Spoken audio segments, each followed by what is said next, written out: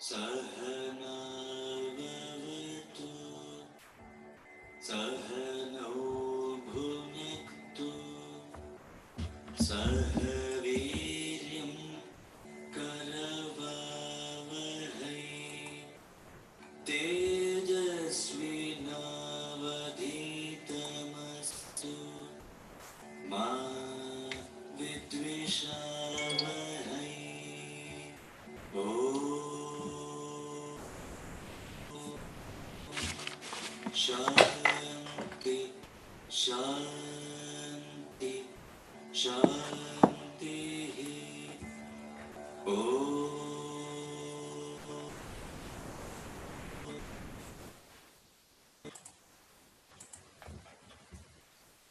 Okay, good evening, good morning. Welcome back to the second lesson of the series, The Essence of Upanishads. Rajesh, you are recording, I guess, right? Yes, it is live. Okay, just want to remind you. Thank you. Thanks for the reminders. Okay. So, today we are going to understand a little bit about the Vedas. Before we jump into the actual Upanishad, we wanted to get a little bit of a brief overview of the Vedas. That is the topic. Most of you might have heard something about the Veda, but we are going to understand on a very high level a few things which are important to understand the Upanishad. So first, we will do a quick recap of what we covered. So the first topic we had was, we talked about why we are studying the Upanishad, what is Upanishad, and how should we study Upanishad. These were the three topics we talked in our previous lesson. If you have any questions during the Q&A sometime, we can discuss that. So to quickly recap, why we study Upanishad. We said even the most idiotic person in the world will not take an undertaking without understanding the benefit, or should not take any undertaking without understanding the benefit. So we just paused and tried to understand why we do what we do. I may seek money, I may seek power, I may seek relationship. Ultimately, everything goes to two things. One is Atyantika Dukkha Nivritti, if you remember, the removal of all the pain or the sufferings. Niratishaya Sukha Prapti, meaning attainment of contentment and joy. And we also found that the joy or the happiness you can seek from two different sources. One is the external objects or the sense objects or anything you outside of you. And we called it as Vishayanandaha, and a happiness or a contentment born out of your connection or interaction with an external object or an object you imagine in your mind. So this is called Vishayanandaha. We understood that there are a few challenges with this Vishayanandaha because it has a beginning and it comes with anxiety and worry, and it also has an end. This is the problem. So apart from that, there is another source of happiness called Atmanandaha. If you can tap the happiness which is lying inside you, it's a hypothesis right now, which we haven't experienced. But if that is a possibility, and if by following XYZ, I can discover that happiness within me, that is not dependent upon an external source, and that is always there, and that do not have any other constraints attached. So we found that, yes, the Vishayananda will help me, but the best solution or strategically the best option is how I can discover that Atmananda. Now the question is, how do I discover the Atmananda? The answer is you need to know yourself. If you don't understand yourself completely, you will be underutilizing yourself. If you remember, I quoted the example, I showed the example of an iPhone. If you use an iPhone just to make phone call, you're underutilizing it. So if you are not utilizing the resources given to you by the God, you are underutilizing it. So that's why means we need to know ourselves. And if we need to know ourselves, we need to employ a proper means of knowledge. We said every knowledge requires the appropriate means of knowledge. Remember, I said to see somebody, I cannot use my ears, right? To get the taste of an object, I cannot use my ears. So appropriate means of knowledge has to be used for getting the proper knowledge.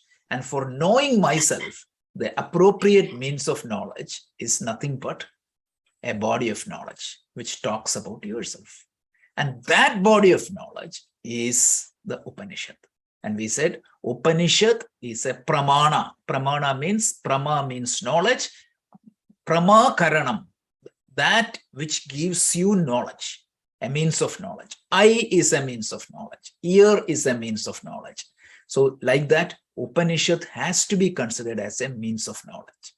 And how one should study Upanishad? We said it has to be through 3 steps. First, you have to listen or study under a teacher for a sufficient period of time. Then manana, contemplate and or remove all the doubts by questioning or connecting the dots, whatever you call it. And finally, nididhyasana. You have to means bring that into a particular form of meditation where you try to contemplate and reinforce that understanding in your mind. So this is what we saw in lesson 1. 5-minute recap. So let's go to the topic today because we have a lot to cover today. So the first topic we want to cover is, what is Veda? This is an interesting topic. If you ask a Christian, what is your scripture? The answer is straightforward. Why not Christian? A non-Christian also will answer, Bible, the Bible. If you ask an Muslim person, he will say, Holy Quran. Jew, you will get the answer. Buddhist, you will get the answer, Dharmapada. But if you ask a Sanatana Dharmi or a Hindu, some people will say Ramayana, some people will say Mahabharata, some people will say Veda. What exactly is the foundational textbook or scripture of Sanatana Dharma? Underline this. The answer is not Bhagavad Gita. Some people call Gita as the Hindu Bible. No. If Bible is the foundational scripture for Christianity, what is the foundational textbook or fundamental scripture or the primary scripture of Hinduism is Vedas.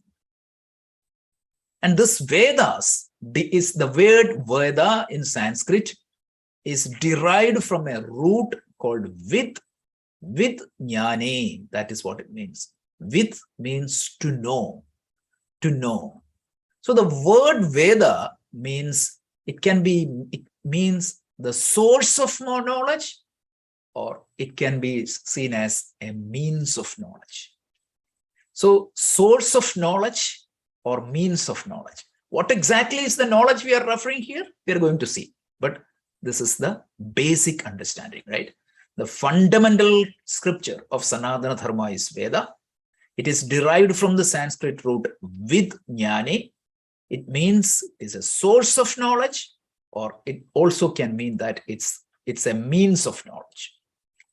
So if that is the case, for example, if you think about Bible, when it is originated, after Christ, Dharmapada originated after Buddha.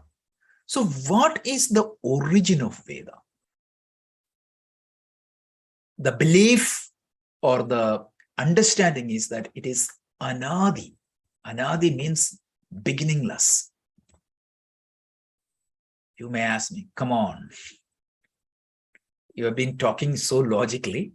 How can you say that a book has no beginning? That is ridiculous. Let me tell you a very simple example. When did gravity was discovered? 16th century or 17th century? I forgot the exact date. Sir Isaac Newton discovered gravity in 16th century. He wrote a theory of gravity. Erwin Schrödinger came up with the quantum mechanics in the 19th century. Einstein came up theory of relativity. The first book of relativity came up when? In 19th century. Now the question is,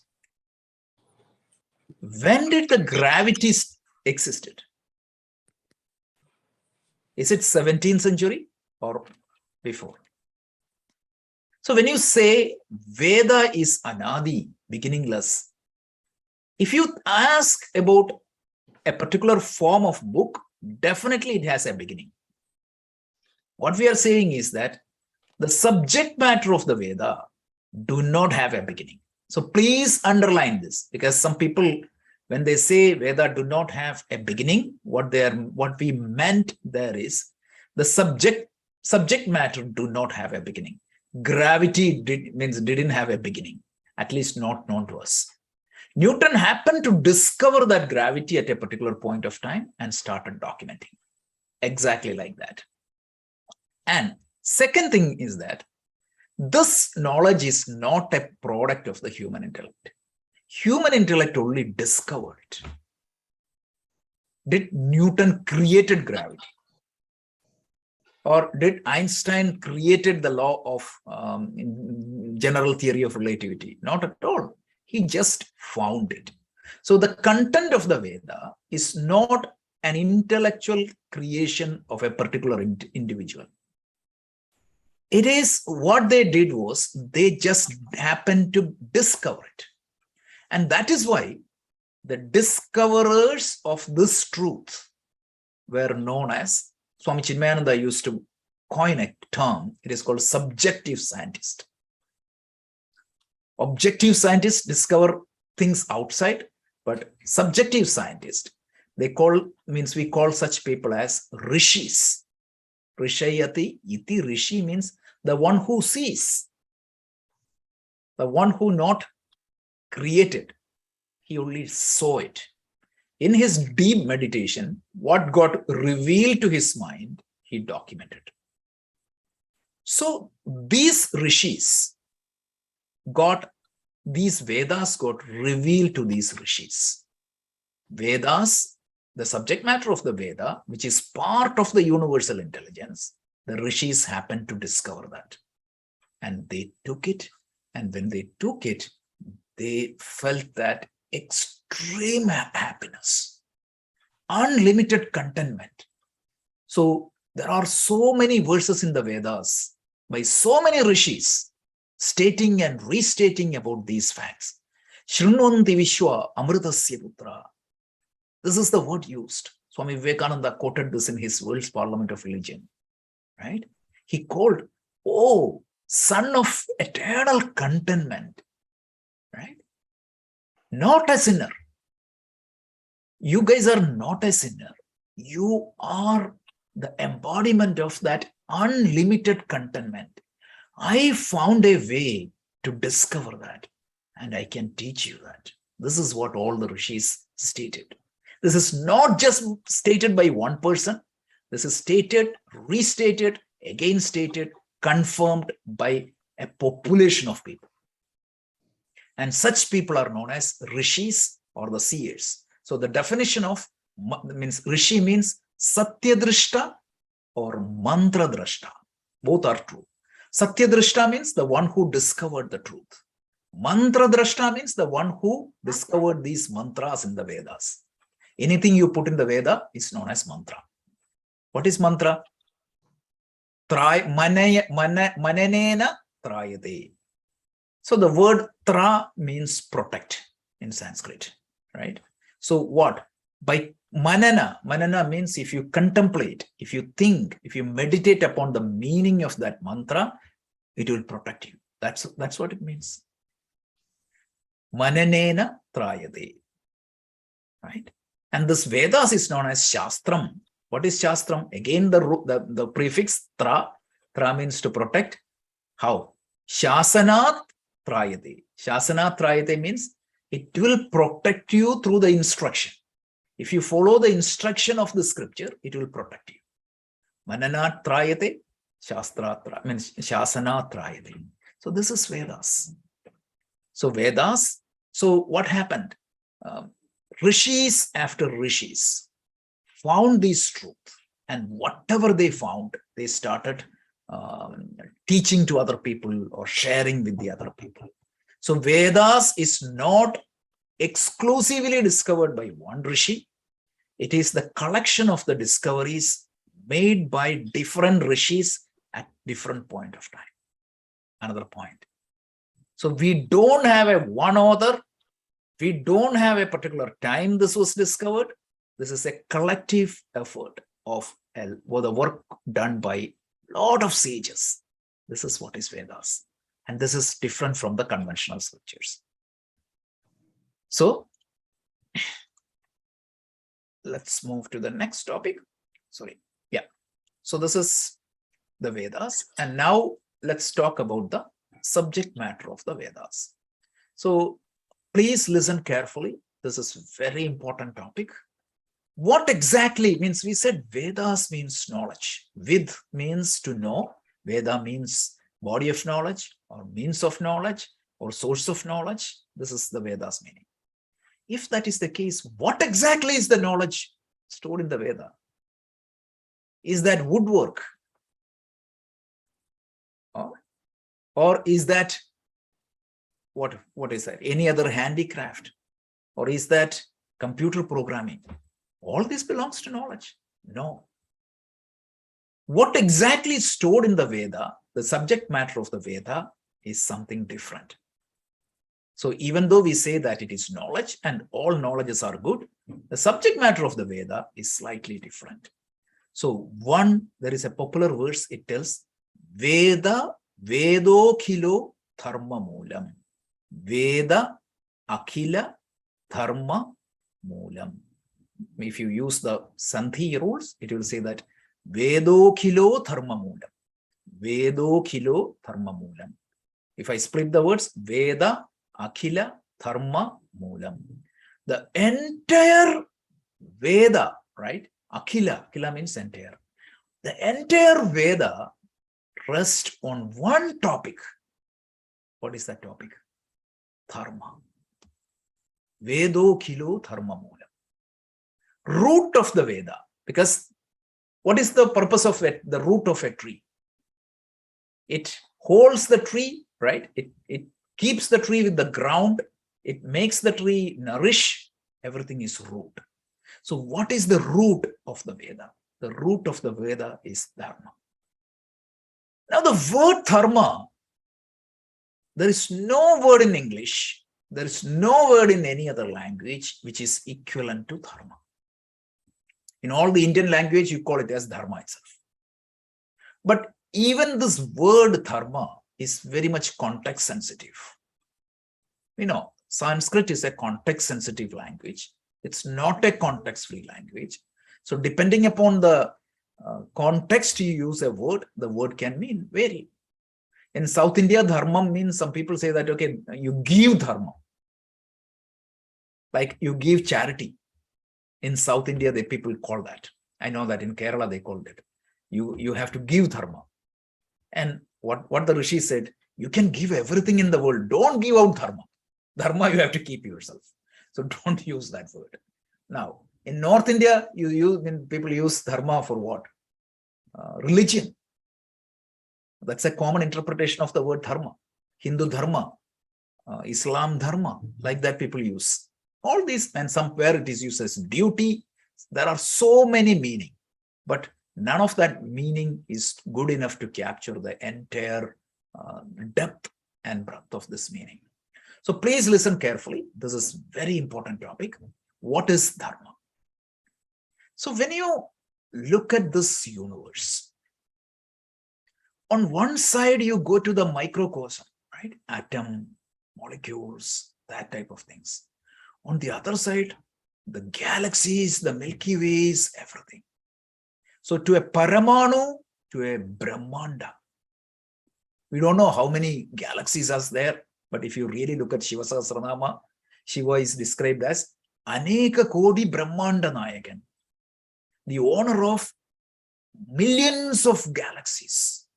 So we cannot even imagine the scope of the universe. We are sitting here in a tiny place and thinking about ourselves. So its mighty universe is there.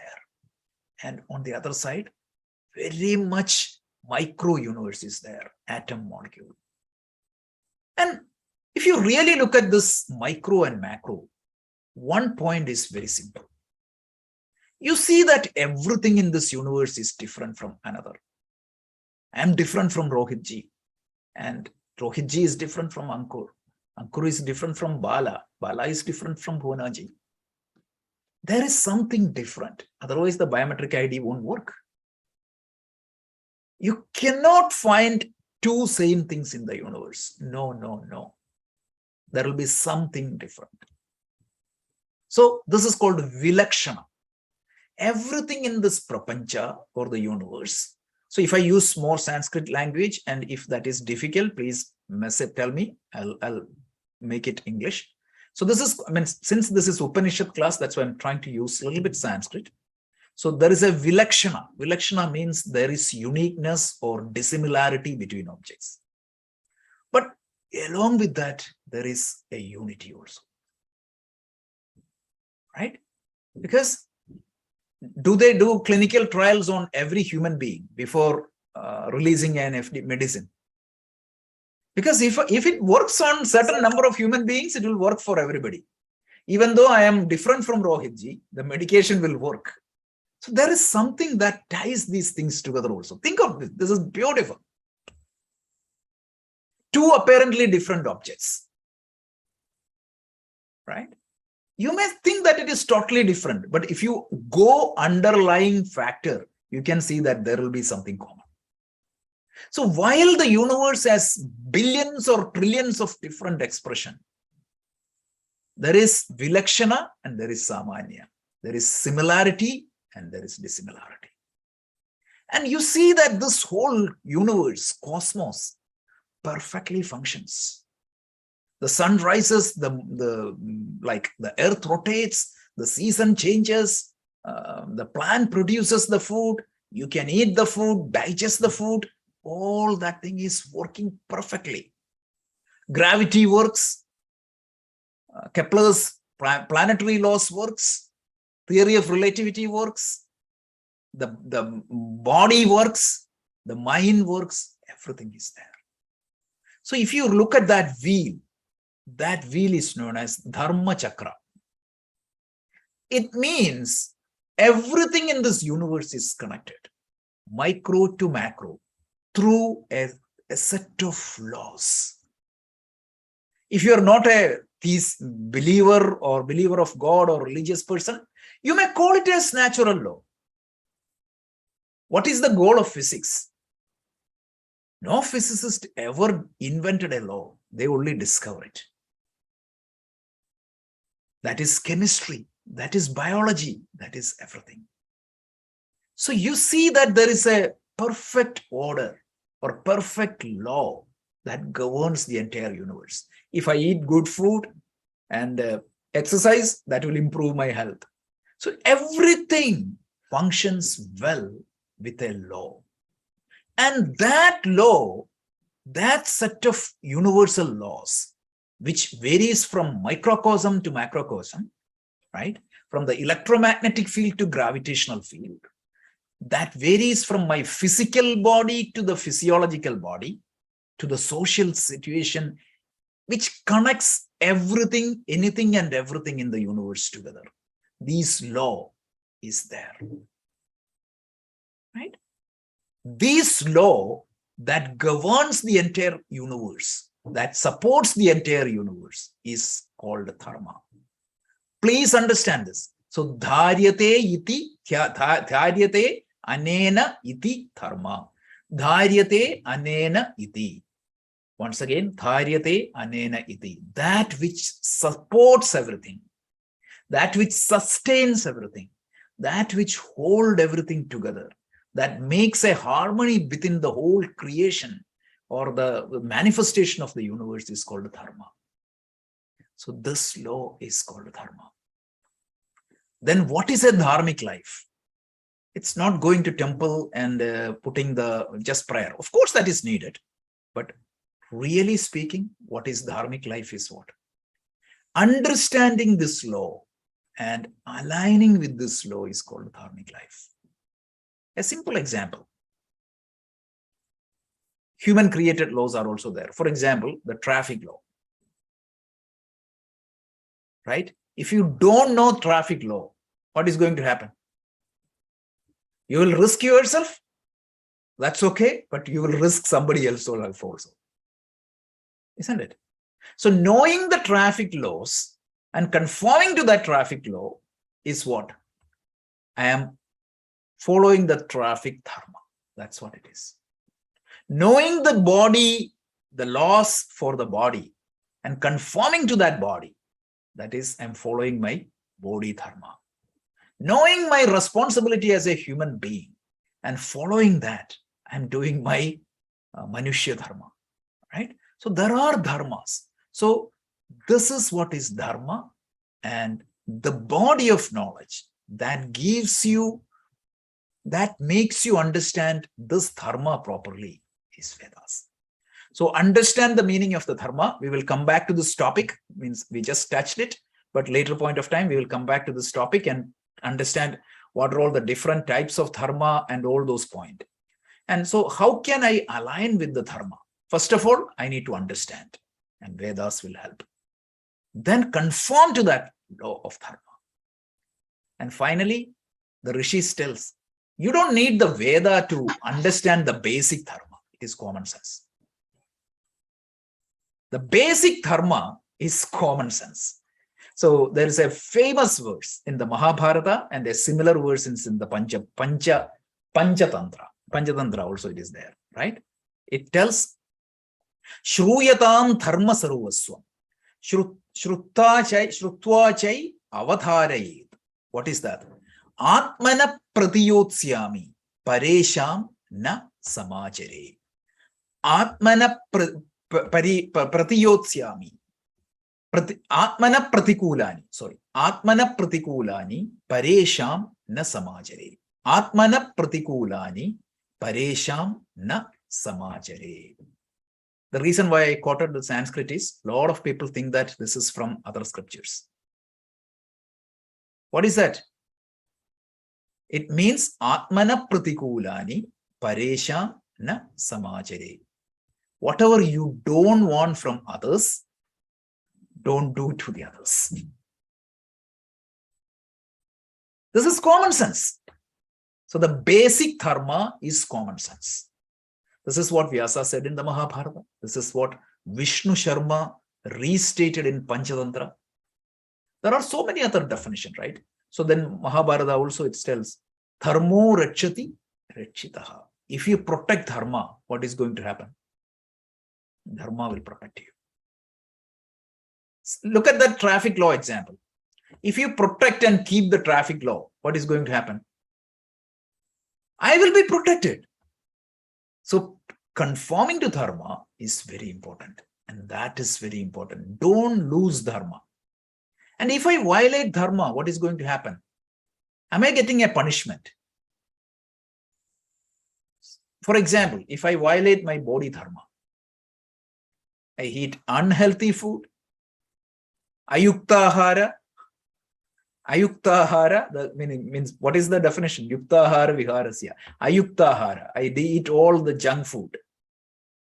Avihara, right? So you do all type of only enjoyment. Then no sleep or lot of sleep, right? And you do not do any activity. So I violated the dharma there. When I violated the dharma, I get punished. And if I follow dharma, right? If I follow dharma, what happens? My body will be protected.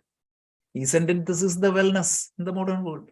Isn't it this is the traffic law in the modern world? So the application of dharma we see everywhere. But the moment you hear the word dharma, you give a mystic meaning and you keep this out of ourselves. This is what we typically do, right? We attribute a mysticism towards that and we will just say that this is not for me. But dharma is something very big. So this is what the subject means, content of the Veda. And how this subject matter is organized in the Veda. So that is the next topic. So this subject matter of dharma is, is organized in 3 forms. The first one is you need to understand who you are. You need to understand about yourself. So jiva. So the whole topic is related to dharma, but that is organized into 3 particular forms. One is jiva. The second one is called jagat. Everything I can see, the universe around me. And the third one is if there is a governing principle or if there is an unknown factor between me and the universe, we call it as Ishvara, and understand that. So Jiva, Jagat, Ishvara is the subject matter of the Veda. Jiva, Jagat, and Ishvara. And the Veda is known as Trayi because there are 2 reasons why the Veda is called Trayi. So it is called Trayi because there are 3 subject matter: Jiva, Jagat, and Ishvara. Okay. So let's continue. So that covers the subject matter. Let's go to the next major topic, which is the classifications. Now, I said these Vedas were the collective discoveries of a set of sages. Millions of sages found something or the other, and they started documenting or teaching their disciples that. And this was going all over the place. At that time, there is a famous sage in our culture was born. Probably the greatest contributor to our culture. And that sage's name is Krishna Dvaipayana. His name was Krishna Dvaipayana. The greatness of this sage, Krishna Dvaipayana, was he collected all these pieces of knowledge, which was discovered by different rishis at different period of time. And he tried to compile this and organize this into different books. How he organized, that's the beauty. When he started compiling it, see, a rishi, for example, sage Vishwamitra, he discovered a particular mantra. How he expressed that mantra,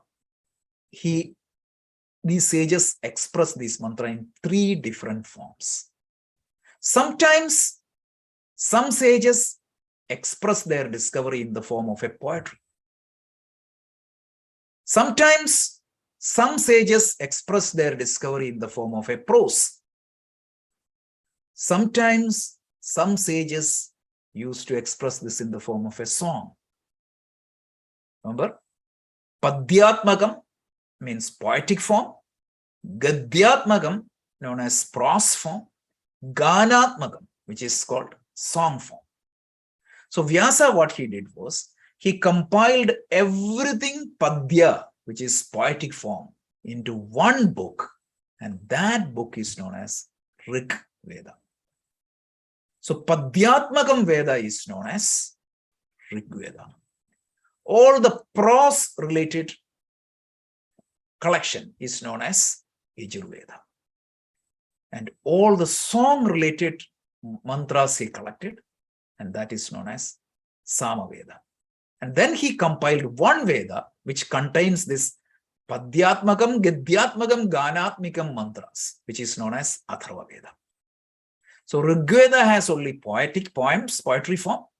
Yajurveda has prose form. Samaveda has song form. And Atharva Veda or Atharvana Veda has mixed form. So if you think one more time, the Vedas are 4 in number: Rik, Yajur, Sama, Atharva. The content is represented in 3 forms: Gedya, Padya, Gana, prose, poem, and song. And from the perspective of the knowledge, there is only one knowledge, which is classified into different things. So from the perspective of knowledge, you can say that the Veda is only one. In terms of the subject matter, you can say that it is three, Jiva, Jagat, Ishvara. You can say that in the form of compilation, you can say that it is three, poetry, prose, and one more thing, like the song. And in the form of book, it is four. So from the perspective of knowledge, it is one. From the subject matter, it is three. From the way of compiling, it is three. And in the form of book, it is four. So the Veda is called Trayi also. Chaturvitha Veda, because there are four books. That is why Chaturveda. This is another topic. Let's continue. Few more topic. So the next topic. Rajesh ji, 1 second. From the perspective of knowledge, it is one. Yes. And from the perspective of subject matter, it is three. Yeah. And then what is the fourth one? Subject matter, it is one. From the topic wise, it is three again. Topic Jiva, wise. Jagat, Ishvara. Okay, got that.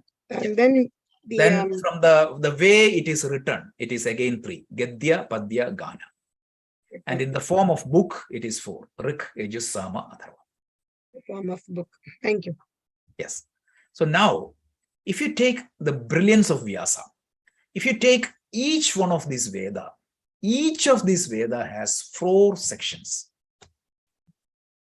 Right? So I said there are four Vedas, and Rik, Yajur, Sama, Atharva.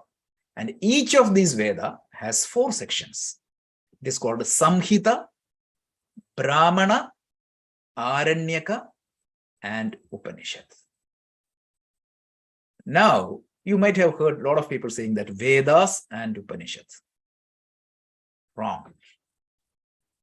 Upanishad is an important part of Veda. I cannot say that Rajesh and his head. If I say it is wrong, technically. It's exactly like that. If somebody says that Veda and Upanishad, it is wrong. I've seen people using this expression many, many times. It's wrong. So now let's quickly understand what exactly each of these contain. The first part is known as Samhita. Samhita is also known as mantras.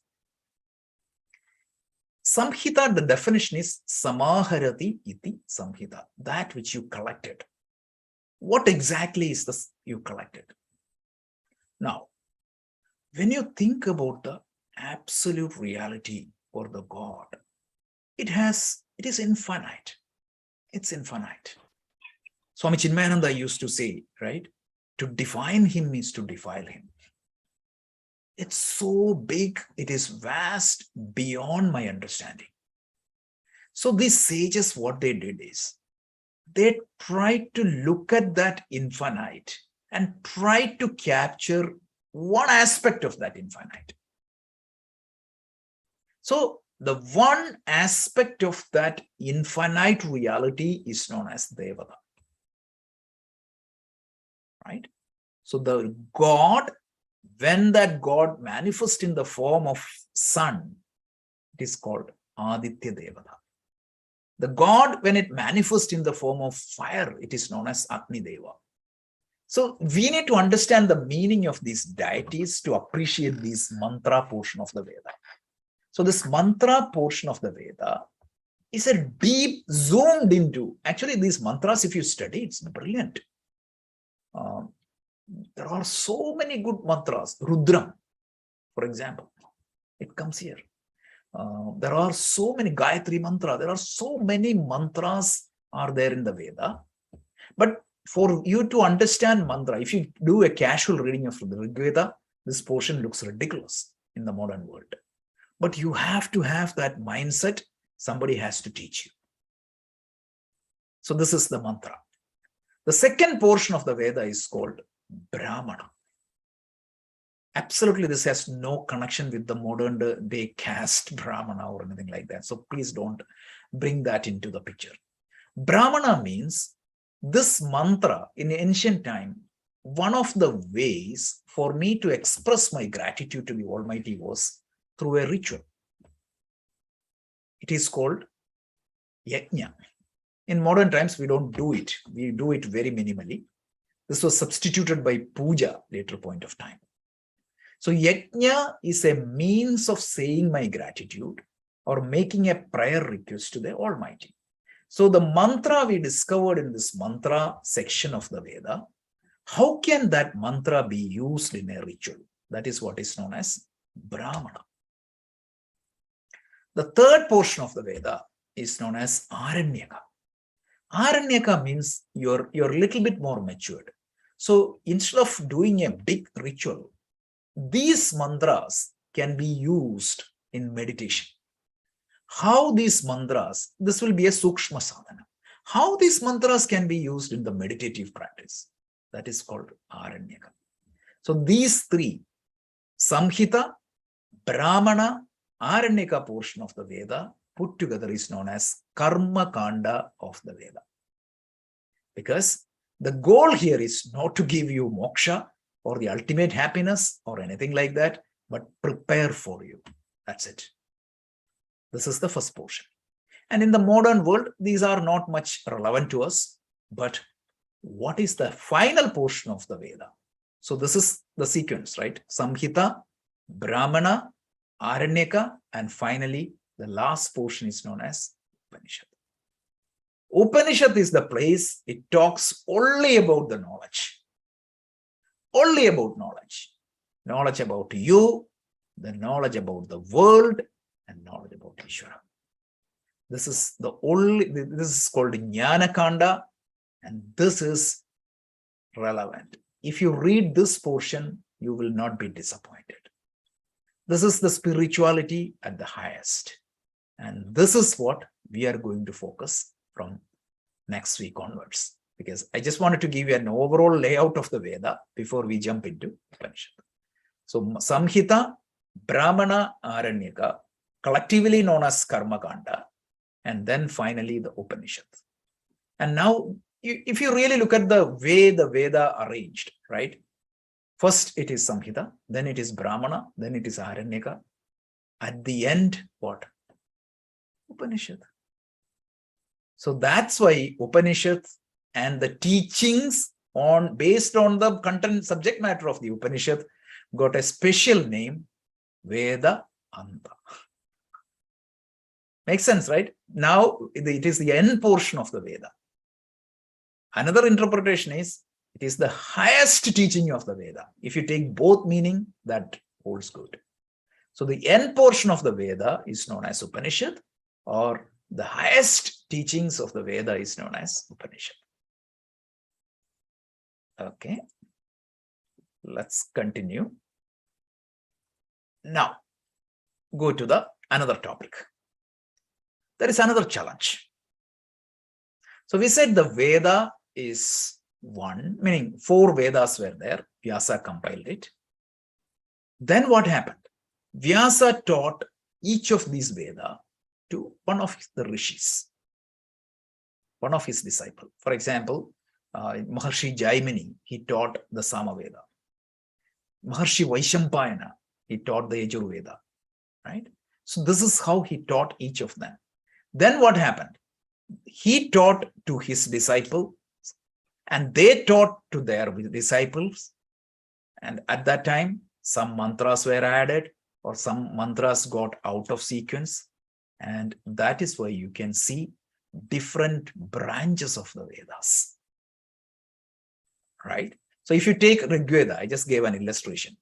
First, it was taught to one sage. And let's say that sage taught to another 5 people. And then the first of that sage taught to 3 people. And like that, it just evolved as different branches. So each Veda started evolving. And as of now, we know for sure that there are more than 1100 branches. Can you believe this is the vast scriptural literature we have? We have more than 1100. The reason is there is an Upanishad called Muktiko Upanishad. Per the vision of Muktiko Upanishad, there are 1,180 branches of the Vedas. Out of that, Rig Veda has 21 branch, Yajurveda had 109 branch, and Samaveda has 1,000 branch, and the Atharvana Veda has 50 branch. So this is one way. And then there is another statement in our scripture, none other than by the famous Maharshi Patanjali. Maharshi Patanjali in his Mahabhashyam. But Patanjali, he didn't write Lokasutra alone, right? He wrote 3 books. One book on Ayurveda, one book on grammar, which is a commentary of Panini's Ashtadhyayi. It is known as Mahabhashyam. And then he wrote Yoga Sutra. So Maharshi Patanjali, in his Mahabhashyam, tells that there is 1,131. I don't know what exactly is the accurate. So Patanjali tells 1,131 and Muktiki Upanishad tells 1,180. And that's why I said like, it should be definitely more than 1,100. I took the less out of 2. So this is what happens. So I believe there is one publisher, from Pune. They published this whole branch of Yajurveda. And you won't believe the total number of books can fill a room. That many scriptures, many different Vedas, Veda shakhas are there. And certain families or certain tradition, certain set of people owns certain shakha, etc. So these are just additional information. So let me go to the next topic. It's the same topic. So this is what happened. Vyasa. So Vyasa, he taught his 4 disciples, right? So Paila, then Vaishampayana, Jaimini, and Sumatru. These were the 4 rishis he taught. And their shishyas, prashishyas, like that it got evolved, the Veda Shakha. This is how it came. 1,180 or 1,131. It doesn't matter. So let's see what is the next topic. So that covers the structure. So let's go back and do a quick recap. So we found that Vedas are nothing but a revealed knowledge. It is the fundamental scripture of the Sanatana Dharma. Vedas are not the product of a human intellect. It is just revealed. And as a body of knowledge, it is said that it is anadi, meaning it doesn't have any beginning. The root of the Veda is dharma. Vedokhilo dharma moolam. That is the statement. And what is dharma? We spent some time. What is dharma means? You can see that the law that governs the entire universe. I said like this example, keep in mind. You see the Samanya and Vilakshana in the whole universe, and you see that there is a law that governs the entire universe, and that law is known as dharma. And the entity, or you can say that the governing factor of that law is known as Ishvara, God. The order that governs this natural law. So Veda itself tells, under whose governance the wind blows, the sun rises, the water flows, the season changes. That is what is Ishvara.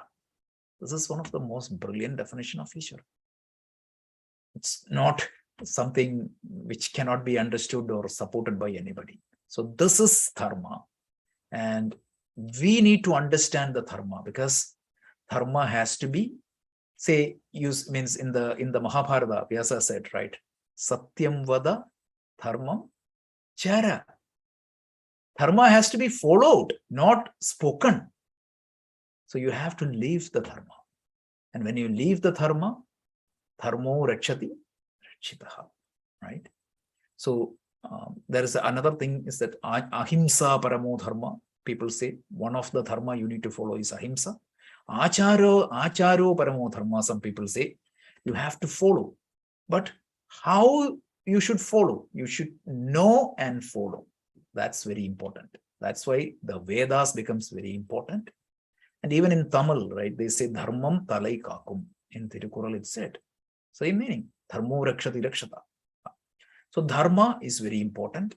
Understanding of the dharma is important. Following the dharma is very important. And we don't have much excuse not to follow dharma, right?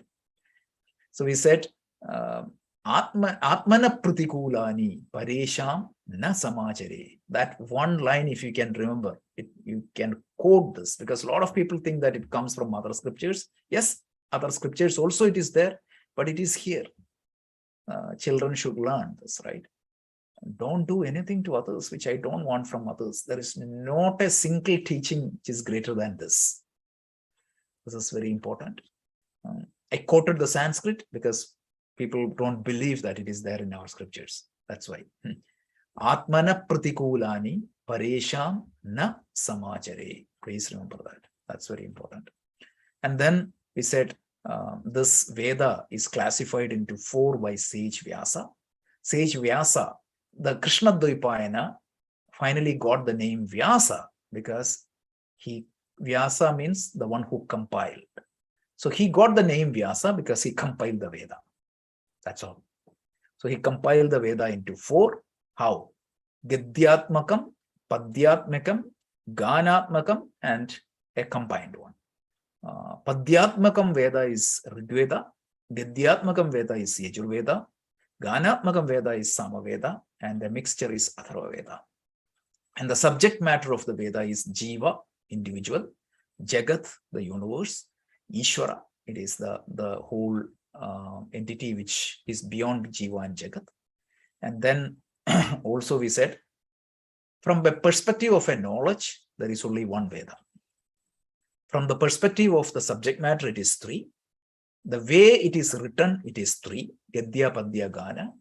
The way it is organized, or the book, it is 4. Right? And then we said each Veda has 4 sections, like Samhita, Brahmana, Aranyaka, and Upanishad. And the Upanishad is the end portion of the Veda, which is known as Jnana Kanda. And this gives me knowledge about myself and Ishvara and about the world. And since this falls at the end portion of the Veda, it is known as Vedanta also. And we said we are going to deep dive or double click into that topic. So for a larger canvas is painted. Now we are double clicking into this particular topic, the Upanishads. And finally, we said that even though there is only 4 Vedas, over a period of time, a lot of branches started coming because of different teachers, different times. And we know for sure that more than 1,100 branches are there in the Vedas. That's the summary. So we will do the closing invocation, and after that we can spend some time for Q&A. Bhunaji, if you don't mind, you can do the Purnamada, and then we will do the Q&A. Purnamada, I'll stop the recording after that. You can ask any questions.